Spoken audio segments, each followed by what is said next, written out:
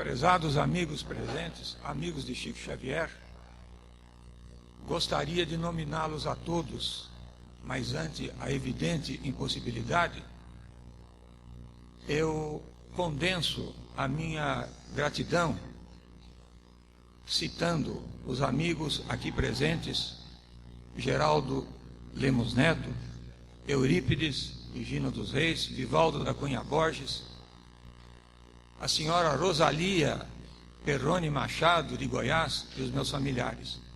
A todos, muito obrigado pela presença, pela paciência. Quero dizer-lhes que não sou orador propriamente, apenas vou relatar um pouco, muito pouco, da extraordinária vivência que eu tive com Chico Xavier.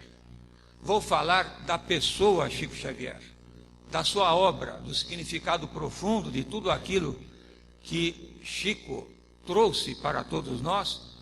A Marlene começou a dizer, e os próximos conferencistas certamente falarão com muita propriedade. Eu conheci o Chico nos idos de 59, quando ele já morava aqui em Uberaba. Naquele momento inicial do nosso primeiro contato, eu pude constatar a extraordinária grandeza de alma daquela criatura. Tivemos numerosos contatos, participei logo do início de uma inesquecível sessão de materialização, coordenada pelo espírito de Sheila, mas as nossas vivências foram se multiplicando, até que em 72, Chico Xavier esteve em São Bernardo do Campo para receber o título de cidadão bernardense. Foi muito interessante esta visita do Chico, e eu, resumidamente, vou contar para vocês alguma coisa dela. Na manhã daquele dia, Chico esteve no GEM, onde recebeu um número elevado, como podemos observar sempre que se fala dele, de criaturas, de amigos que foram cumprimentá-lo.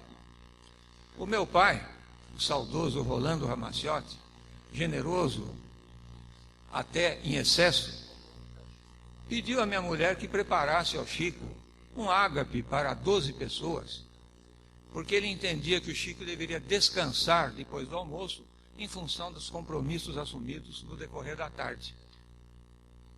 Aí a Thaís perguntou: mas seu Rolando, o que eu faço? Arroz com feijão? Carne? Falou: olha, Thaís, se você fizer um prato só, você conhece o Chico, ele vai ficar muito contente. Mas se você fizer arroz, feijão, macarrão, bacalhau, frango, e foi citando, como se ele estivesse lendo um cardápio de restaurante, um monte de pratos. A Thaís anotou aquilo na cabeça e nós fomos para o GEM. Terminado o encontro do GEM, mais ou menos em torno do meio-dia, as despedidas, cada amigo que se despedia do Chico, o meu pai dizia no ouvido: acompanhe o nosso carro, porque há um almoço na casa da Thaís. Muito bem. Chegamos em casa, minha casa não era grande, e mais ou menos um pouco mais de 50 pessoas estavam ali, preparadas para o almoço. A Thaís olhou para mim, falou: Caio, e agora? Falei: bom, agora nós vamos servir dentro das possibilidades e todos vão compreender. Nós tínhamos 12 pratos e 12 talheres. Então, ela preparou o almoço de 12 em 12, como se fosse um almoço de apóstolos. Eu até diria, os pretendentes a apóstolos do grande apóstolo e missionário que foi Chico Xavier. Até que correu bem, não houve maiores problemas. Eu me lembro que o Chico, com a mão assim, quem o conheceu bem sabe desse jeito dele, com a mão assim colocada à boca, sorria, olhava para a Thaís e a incentivava para que tudo terminasse bem. Houve uma outra complicação muito interessante, que quando nós lá chegamos, a minha mulher me chamou de lado e falou que não havia água na casa e nem no bairro. Pensei: puxa vida, mas que... Aí eu falei: vamos colocar uns baldes lá no quintal, de repente São Pedro se apieda de nós, e pelo menos nós vamos ter um pouco d'água. E procurei contato com a prefeitura. Ao término praticamente do almoço, chegava em casa o prefeito, já falecido, Aldino Pinotti, comboiando um carro-pipa, encheu o tanque, e aí foi uma beleza. Imagino que os companheiros moradores do bairro me acreditavam uma pessoa muito importante, eles não sabiam que estavam lá o Chico Xavier. Interessante também que, se estiver presente aqui a dona Nenê Luosto, que esteve lá junto com o Peralva no almoço, que ela comentou com a Thaís, descendente de italiano que era, que havia gostado muito da lasanha. E a Thaís ficou contente, porque foi um estímulo aquele almoço, assim que transcorreu de uma maneira totalmente diferente do previsto. Ainda naquele dia, para completar este episódio, o meu filho de 5 anos, nós estamos no ano de 1972, o mais velho tinha 5 anos, colocou uma bandeira do Palmeiras, um clube paulista, né? Assim, à cabeceira do Chico, pedindo a ele que abençoasse o seu time de coração. Eu sabia, pelo menos o Chico dizia que era corintiano, mas fiquei quieto. De qualquer forma, aquele ano o Palmeiras foi campeão brasileiro. Muito bem, o tempo foi passando, os nossos numerosos encontros, muitos deles presenciados pelo Eurípides, pelo Vivaldo, que esteve, não sei se está ainda aqui, se renovaram. Mas as coisas se modificaram concretamente para mim no ano de ou na proximidade de 1977. Porque aí eu entendi que houve o nosso efetivo reencontro espiritual. Perdoe-me a franqueza das palavras. O efetivo reencontro espiritual. Em dezembro, meados de dezembro de 1976, o meu pai, o Roberto Montoro, homem da comunicação rádio e televisiva em São Paulo, muito amigo do Chico, e eu viemos fazer uma visita ao Chico, porque ele estava convalescendo daquele grave problema cardíaco que tanta dor, tanto aborrecimento de saúde lhe trouxe. Chico recebeu-nos, quem conhece a casa dele, vai se lembrar, ali no local do almoço, na Copa, e conversamos os três. Um pouco quando ele disse: Chico, você por favor tem 1 minuto que eu preciso falar-lhe mais assim, com mais reservas, em função de uma dificuldade profissional que se coloca, ou de uma situação profissional que se coloca para mim. Então o Chico me levou ao quarto dele, que fica ali ao lado, ficamos ali na soleira da porta, e como ele falava baixinho, o meu pai, sempre muito ávido de estar perto dele, quem conheceu o velho Rolando sabe disso, ficou ali na expectativa, porque o papo não acabava. Primeiro eu expus em 1 minuto o que ocorreu, a minha preocupação profissional, e o Chico esclareceu rapidamente, encerrou o assunto e me disse o seguinte: sabe, Caio, nós somos ligados por laços do passado, e eu preciso pedir a você que preste atenção nas responsabilidades espirituais assumidas, porque há muita coisa a fazer e nós precisamos estar juntos nessas lutas. E começou a falar coisas maravilhosas do passado. E foi falando, o tempo evidentemente corria rapidamente para mim, mas parecia que ia a passos de tartaruga para o meu pai, que começou a manifestar algum incômodo. Se mexia na mesa, na cadeira, às vezes cigarreava um pouco, e o Chico acabou encerrando aquele papo. Sobrou para mim uma sensação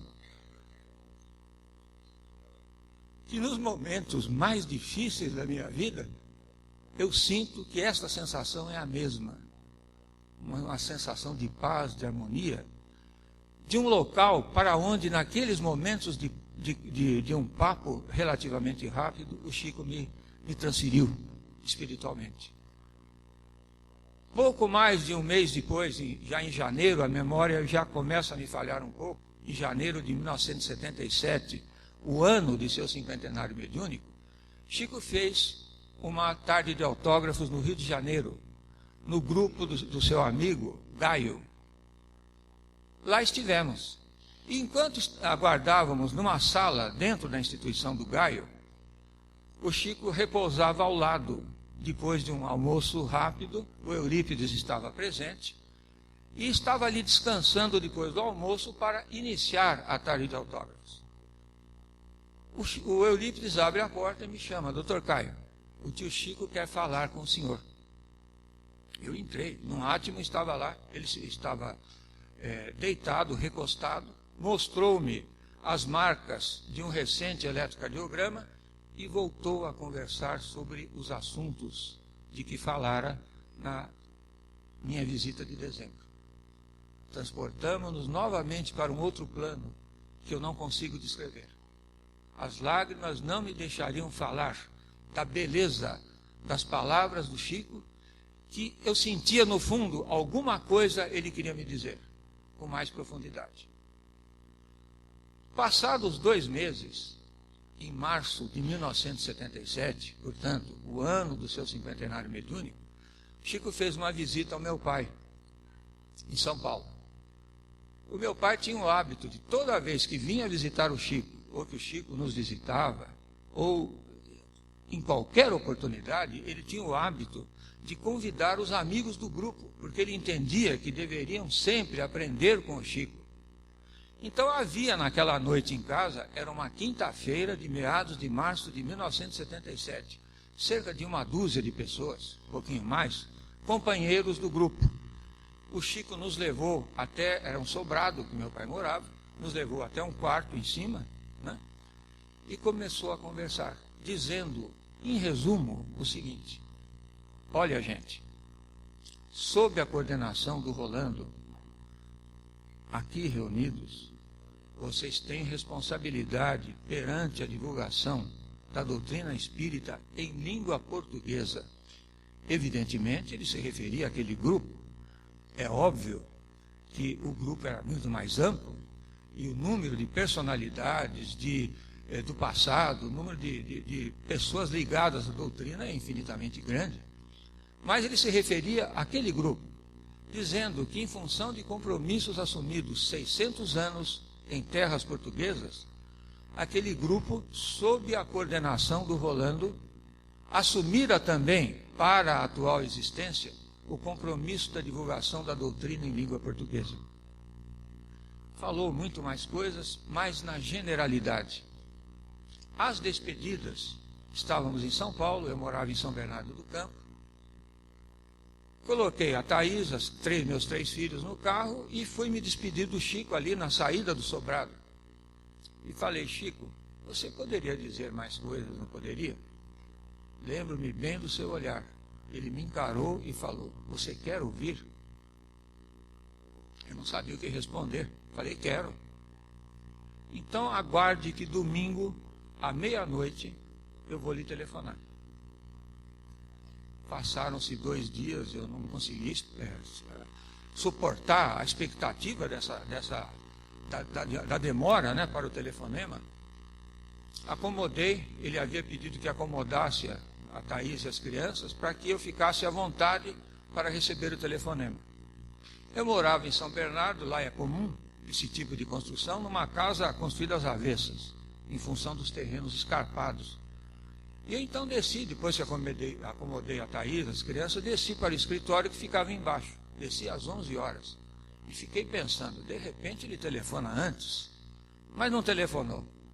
Meia-noite em ponto, tocou o telefone. Atendi e ouvi aquela voz inesquecível que nós ouvimos hoje, mais cansada. Aí ele perguntou daquele jeito próprio dele: como é que vai a nossa Thaís, como é que vão as nossas crianças, tal, tal, tal. Aí, após essas palavras iniciais, ele perguntou: posso ler? Falei: pode.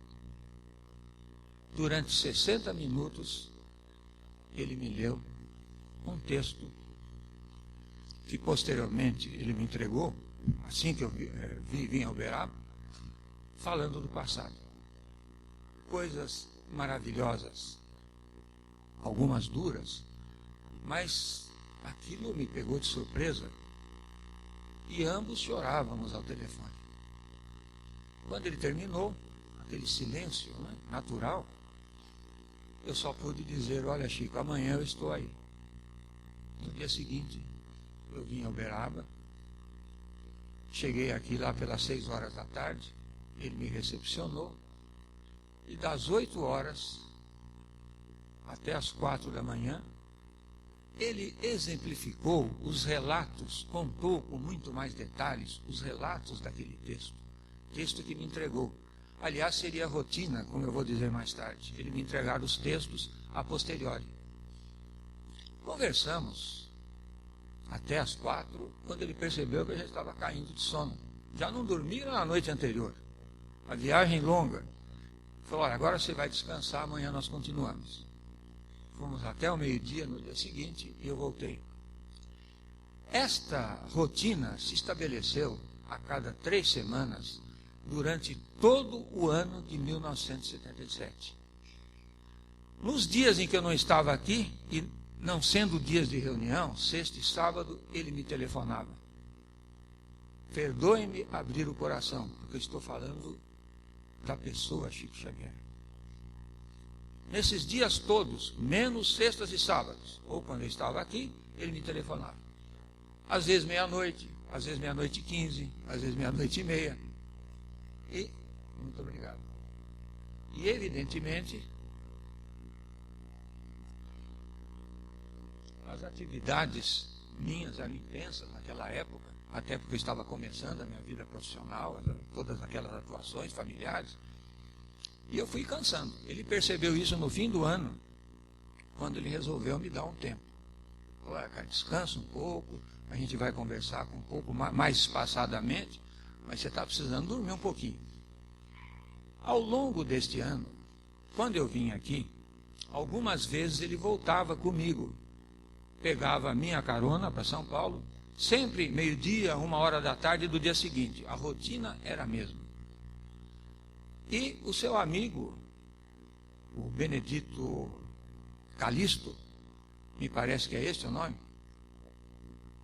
acompanhava, comboiava o nosso carro, até chegarmos à marginal do Tietê, em São Paulo. Na marginal, eu o levava até o carro do Otoniel Calixto, até o carro do Otoniel Calixto, ele ia para a casa do Galves, em São Paulo, e eu voltava para São Bernardo.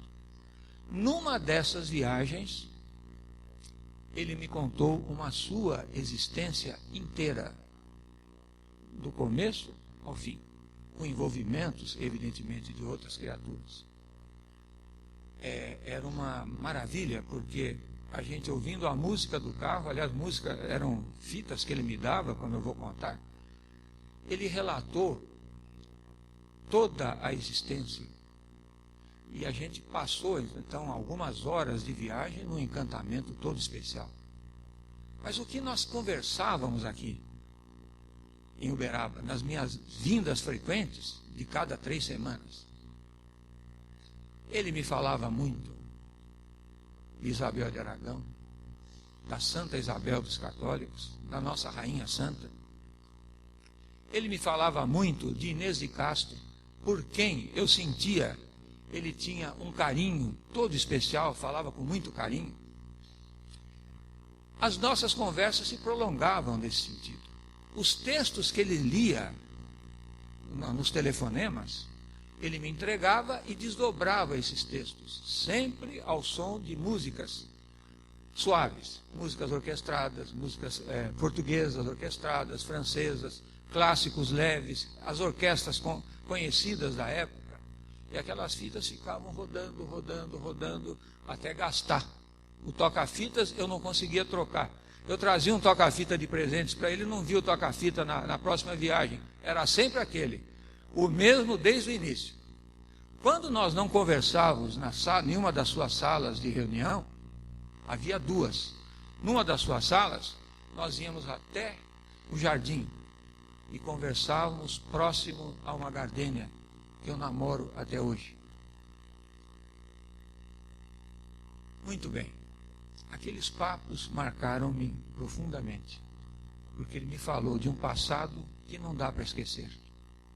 E me falou das responsabilidades que eu tinha também no contexto de nossas atuações doutrinárias no GEM, dirigido pelo meu pai, editando os livros do Chico, divulgando Kardec, evidentemente através das obras básicas e através da exemplificação que os livros do Chico trazem da obra kardeciana. Portanto, o GEM, o Grupo Espírita Emmanuel, é especializado na edição e na divulgação das obras do Chico, o que me orgulha muito, porque estar presente para falar do Chico e sendo presidente de uma editora que só fala do Chico, para mim só traz motivos de alegria. Do muito que ele me falou, pela minha habitual reserva, eu deixei guardado tudo, ou em minhas lembranças, ou nos textos. Um pouco eu coloquei neste livro, Mensagens de Inês de Castro, que a Sônia comentou. Não foi muito, um pouco. Pena que eu não consegui reproduzir nesse livro aquilo que ele me ensinou, pela emoção, pelas limitações que eu tenho. Mas trata realmente um período muito agradável, um período inesquecível das nossas vidas. O Chico e a nossa convivência familiar, os presentes do Chico, é alguma coisa que eu também quero lembrar. Olho para o relógio, porque falar do Chico eu não consigo parar.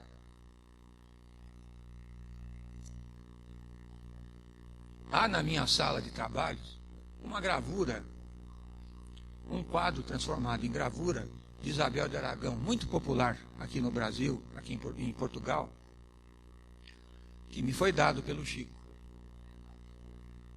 O Chico, quando me entregou, tinha lá uma dedicatória bonita, esmaecida pelo tempo, e ele lembrava muito o carinho da Isabel de Aragão com a pobreza, com aquelas pessoas não beneficiadas pelos reinos ibéricos, mormente no período medieval. E há uma passagem, esse quadro representa uma passagem interessante, porque o Dom Diniz está voltando e encontra a mulher, a Rainha Santa, distribuindo pães para a população que ali se encontrava.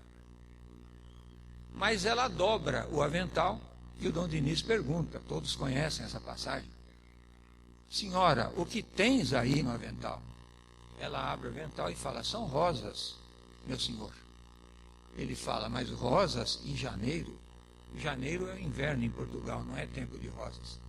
E fala de um modo quase que complacente com a extrema bondade da rainha. Ele deu à minha sogra, quando ela o conheceu, um quadro também, uma gravura desta. E me disse posteriormente que ela fora uma irmã do convento de Santa Clara, em Coimbra. Em que tempos ele não mencionou. Aliás, quando a minha sogra esteve em Uberaba para visitá-lo, o perfume no ambiente era o tradicional perfume de rosas.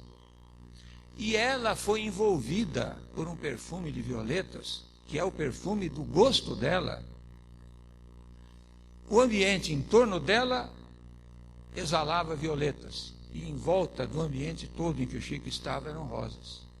Interessante essa passagem, que ela fez questão e repete sempre que pode, apesar do adiantado da idade em que se encontra. Tenho também na minha sala de trabalho, vocês vão dizer que vai parecer um museu, provavelmente, um museu medieval, um pôster da Quinta das Lágrimas, que o Chico me deu. Pediu a alguém que trouxesse de Portugal, e fez o pôster. Interessante que quando o Laerte Agnelli, um amigo meu, publicitário, artista, esteve nos visitando, ele olhou o quadro e viu meu pai no quadro.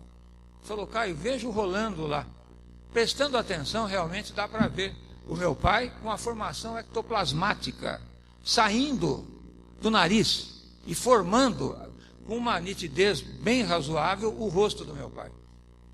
O meu filho, ano passado, meu filho caçula, esteve em Portugal, fotografou por coincidência o mesmo. Ele viu o local, chamou a atenção porque era igualzinho do quadro, do pôster. Só que a fotografia que ele fez não tinha, evidentemente, o Rolandão. Muito bem. Nós estamos agora, neste episódio, em 1979, exatamente a 11 de dezembro de 1979, quando o meu pai adoecera assim muito rapidamente. Era uma terça-feira e ele estava demonstrando já sinais de um cansaço grande, de uma piora do quadro, e ele disse que queria conversar com o Chico Xavier. Eu liguei ao Galves e, por surpresa, o Chico estava lá. Uma coincidência muito estranha, na verdade, porque o Chico imediatamente foi em casa e conversou 2 horas com meu pai. Como ele chegou, já era noite. Depois dessas 2 horas, ele pediu para o meu pai descansar, porque a saúde não permitia mais que ele continuasse falando. O interessante é que foi a primeira vez em que só meu pai falou. Ele fez um relato de toda a sua vida, desde da visão que teve em 1935, e que eu comento na biografia do meu pai, que está no site do GEM. Falou, conseguiu expor ao Chico tudo aquilo que ele queria expor, aos trancos e barrancos, na verdade, e 48 horas depois ele faleceu. Faleceu no dia 13 de dezembro de 1979. No início de janeiro, visitando o Chico me disse: olha, Caio, quando você telefonou, o doutor Bezerra pediu que eu fosse rapidamente falar com o Rolando, ouvisse tudo, deixasse o Rolando falar, porque as suas palavras eram de despedidas. Tive ainda, em 1977, uma visita surpresa do Chico em meados do ano. Eu havia mudado daquela casa para um apartamento e o Chico e o porteiro me telefona lá pelas 10 horas da noite, dizendo: olha, o senhor Chico Xavier aqui está presente e pede para o senhor ir até a garagem. Então eu fui até a garagem. Ele estava lá, entrou com o carro, com o Galves, e pediu desculpas, não queria acordar a Thaís e as crianças. Só que depois, quando eu subi, eu levei uma bronca, porque imagina o Chico ali no prédio de casa e a Thaís não tendo a oportunidade de fazer um cafezinho para ele.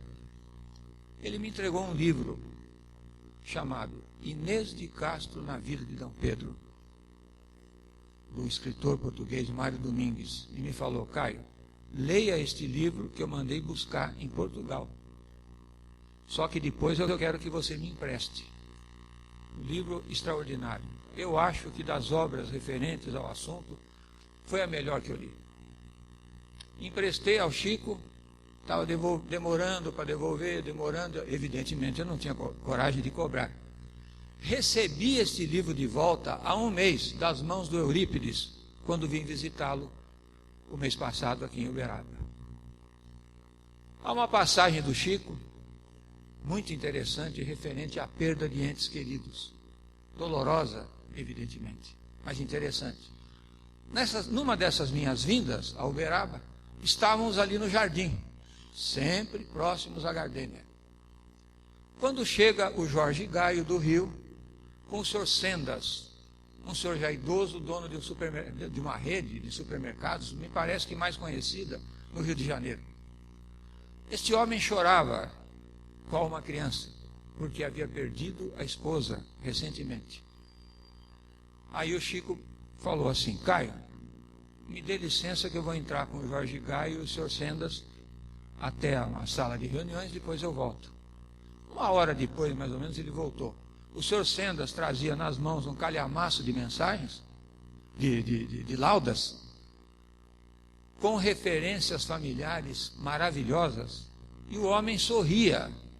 O homem que chegou chorando, derramando lágrimas de dor, já esboçava algum sorriso, demonstrando a consolação que aquela mensagem trouxe para o marido saudoso da esposa querida. Os livros de perda de entes queridos falam à sociedade dessa situação tão difícil, mas que caminham para a consolação, para o reconforto e para a compreensão. Isabel de Aragão. Esse é um episódio, eu vou sintetizar, mas eu preciso falar de Isabel de Aragão, porque o Chico falava muito dela para mim, com muito carinho, com muito respeito, parecendo-me que são almas da mesma estatura, da mesma envergadura espiritual. Ele contava que Isabel de Aragão, nascida em Aragão, evidentemente, foi um grande fator de paz para os 3 reinos ibéricos daquela época: Aragão, Portugal e Castela. Lembrando que as interferências dela, no sentido de manter a paz desses reinos, colocavam-na como uma estadista ímpar. Citou mesmo que, na época do reinado do seu marido, quando houve o conflito de 5 anos entre o marido, Dom Dinis, e o filho, Dom Afonso IV, 5 anos de guerra civil, ela conseguiu 3 armistícios, sendo o último em Coimbra, já um pouco antes da morte de Dom Dinis. As causas que chocavam a rainha estavam envolvidas pelo ciúme do filho. Por quê? Porque Dom Dinis gostava muito dos seus bastardos, tanto que ela, como testamenteira do rei, ela destinou aos bastardos tudo aquilo que Dom Dinis havia solicitado. E ela mesma fez com que os filhos bastardos de Dom Dinis morassem em palácio. Havia, evidentemente, outras causas. Vou citar apenas umas para que nós compreendamos, para que nós compreendamos a importância da participação de Isabel de Aragão na paz dos reinados ibéricos. Era o aumento da revolta dos nobres contra o monopólio do poder que fazia Dom Dinis. Revolta que tinha em Martim Gil, o segundo conde de Barcelos, preterido por Dom Dinis num espólio do primeiro conde, como um fator importante para a manutenção daquele clima de violência entre pai e filho. Tudo isso com lágrimas, com dor, com visitas longas que fazia a santuários católicos, ela conseguiu sedimentar numa paz duradoura que permaneceu pouco até a morte do marido, mas durante muito tempo no que se fala, no que se entende como a paz na Península Ibérica. Ela tinha para com a população carente, para com os pobres, para aqueles que sofriam, um carinho muito grande. Haja vista a lembrança do quadro da distribuição dos pães, mas também ela curava os enfermos, ela atendia, não só em palácio, como em locais outros, os enfermos que a procuravam periodicamente. E há uma citação extraordinária, porque me faz lembrar do Chico, quando ela vai atender uma senhora que foi lavar os pés.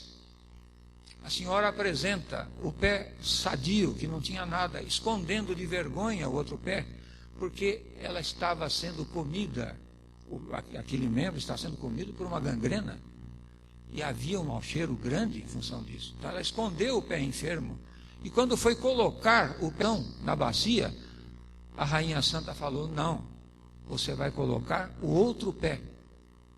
E beijou o pé, beijou a gangrena dessa senhora, e a senhora foi curada. Isso me faz lembrar do caso que Chico descreve nos seus 5 anos, quando ele, uma criança em desespero, fala para a mãe: mas eu vou ter que lamber, eu entendo como beijar, por 3 dias as feridas do Moacir. Vocês se lembram disso? E o Moacir ficou curado. É a bênção que o beijo espiritual transmite, pela força daqueles que são dotados da evolução que o Chico tem. Bem, chegou a hora das despedidas. Despedidas de vocês, amigos presentes que estão tendo a paciência de me ouvir, e as despedidas do Chico, que eu considero presente. Evidentemente, temos certeza da presença dele nesse encontro. Mas para me despedir do Chico, eu me volto obrigatoriamente ao período medieval, de que ele me falou com tanto carinho. De Inês de Castro, de quem ele falou com tanto carinho e respeito. De Isabel de Aragão. E me lembro que, nos túmulos de Alcobaça, eu não conheço Portugal, a não ser pelos pensamentos, pelas viagens em pensamento, mas que nos túmulos de Alcobaça, no transepto onde estão colocados Pedro e Inês, há no facial do túmulo de D. Pedro uma rosácea. Rosácea essa que é marginada por uma figura de Adão e por uma figura de Eva. Esta figura de Eva está decapitada, é uma Eva sem cabeça. O que mostra o imenso sofrimento daquele rei que nos últimos momentos de sua vida ainda quis marcar a dor provocada por alguma situação incompreensível que a história não consegue entender, apesar das tentativas. Ele colocar ali uma Eva sem cabeça, mostrando a sua criação do mundo tão triste e tão infeliz. Esse quadro que nós vemos, essa descrição feita por historiadores, por estudiosos, do que está ali, quem foi a Alcobaça, teve a oportunidade de ver, possivelmente, mostra a dor imensa que envolveu o período medieval, o século XIV em Portugal. Dor que teve repercussões profundas que os historiadores reconhecem no próximo reinado do filho de Afonso IV, da vítima, uma das vítimas, e nos reinados subsequentes. Esta dor modificou Portugal, esta que é a verdade. Modificou no sentido positivo, no sentido do amor. Muito bem. Esta situação me marcou muito, porque eu vi o Chico envolvido numa história, contando uma história tão triste, com desdobramentos espirituais maravilhosos, que, emocionado por isso, eu fiz a ele uma carta de despedidas, que eu só posso ler. Se eu fosse falar, eu me atropelaria nas primeiras palavras, vocês vão me desculpar. É uma carta curta, pequena, mas que retrata aquilo que eu penso, aquilo que eu sinto a respeito de Chico Xavier. Caro Chico, entendo os relevos do facial do túmulo a que me referi há pouco, como a criação da vida, segundo o infeliz Pedro. São tristes fatos reais, como muitos que conhecemos e que levam as criaturas envolvidas a martírios apenas atenuados quando a presença de Jesus lhes tranquiliza os corações feridos. Essa história, querido Chico, remete-me a você, que aprendi a conhecer na condição de alma generosa e boa de minha vida. Se você não me houvesse colocado nas mãos e no coração esse belo exemplo de dor, renúncia e redenção espiritual, talvez estivesse eu ainda mergulhado em minhas limitações, desacertos, que tornariam o meu final de existência melancólico e intranquilo. Graças a você, hoje contemplo o céu nas noites claras e vejo que a vida estuante de amor não está tão distante de nós, que as lutas, as espinhosas experiências e a saudade são a outra face da moeda divina que ostenta em sua superfície luminescente as exuberantes realidades do espírito.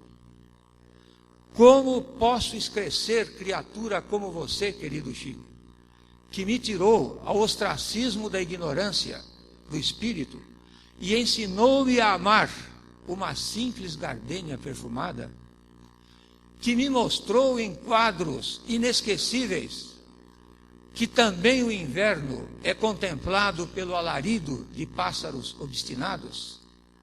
Sabe, Chico, você mudou minha vida.